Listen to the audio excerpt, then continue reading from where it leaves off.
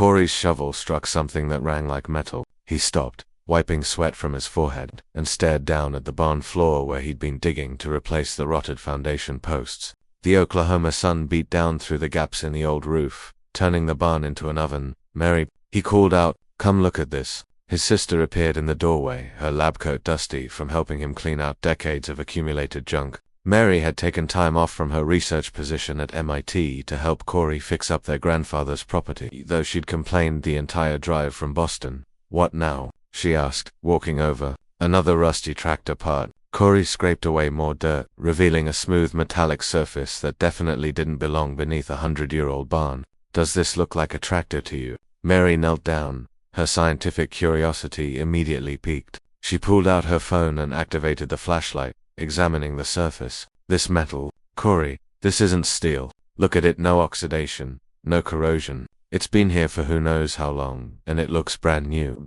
They spent the next hour digging, uncovering more of the metallic surface until they found an edge, and then what appeared to be a seam. Mary ran her fingers along it, frowning. "There's no handle, no obvious way to open it." Corey pressed his palm flat against the surface, frustrated. The moment his skin made contact, the metal hummed to life. Lights flickered along the seam, and a section of the floor began to descend, revealing stairs that led down into darkness. Holy Mary started.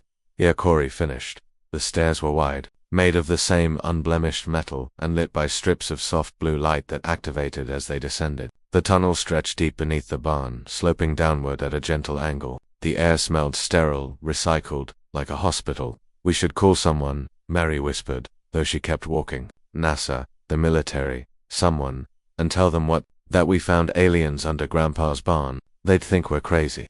Corey's hand trailed along the wall, and he noticed symbols etched into the metal. Not English. Not any language he recognized, but somehow he understood their meaning. "Emergency access. Command level. This way." "How do you know that?" Mary asked sharply. I don't know. I just do." The tunnel opened into a massive chamber that shouldn't have been able to fit beneath their property. The ceiling soared 50 feet high, and in the center sat a starship. It wasn't large, maybe the size of a private jet, but its design was elegant, aerodynamic, with sweeping lines that suggested it was built for atmosphere and vacuum alike. The hull shimmered with an iridescent quality, like oil on water. Mary stood frozen, her scientific mind struggling to process what she was seeing. "This is impossible. The structural engineering alone." "Corey, do you know what this means?" Corey walked toward the ship as if in a trance. A ramp extended from its side before he even reached it, and lights activated throughout the chamber. He climbed aboard, Mary close behind, and found himself in a cockpit designed for a human pilot. The seats fit perfectly. The controls, while alien in appearance, made intuitive sense. A holographic display flickered to life in front of the pilot's chair. It showed a human face, or something very close to human, with kind eyes and an expression of deep sadness. "If you are seeing this," the hologram said in perfect English, "then I am long dead, and you are humanity's last hope." Mary grabbed Corey's shoulder. "This is insane," the hologram continued. "My name is Theron. 3,000 years ago, I came to your world as an observer. The Galactic Assembly had forbidden contact with developing species. But I broke their laws because I saw something in humanity that they refused to acknowledge, but raw, magnificent potential." The display changed, showing images of space battles, worlds burning, and an armada of alien ships advancing through the stars. "The Assembly fears you," Theron said. "They have watched your species for millennia, waiting for you to destroy yourselves as so many others have. But you persist. You create, you dream, you reach for the stars, despite every obstacle. In another 1,000 years, you would have achieved faster than light travel on your own. The Assembly cannot allow that." Corey sank into the pilot's chair, and the moment he did, the ship's systems flooded his mind with information. Not overwhelming, but present a gentle integration of knowledge about navigation, weapons, propulsion systems that bent spacetime itself. "They're coming," the hologram said. "The Purge fleet arrives in 72 hours. They will sterilize your planet before humanity can become a threat to their control. This ship is my gift to you. It is keyed to human DNA, armed with technology a millennium ahead of the Assembly's fleet, and it has been waiting here, hidden, for someone to find it." Mary's hands shook. 72 hours. "Corey, we need to warn people. Evacuate. There's no time for that," Corey said quietly. The ship's tactical systems were already showing him the approaching fleet.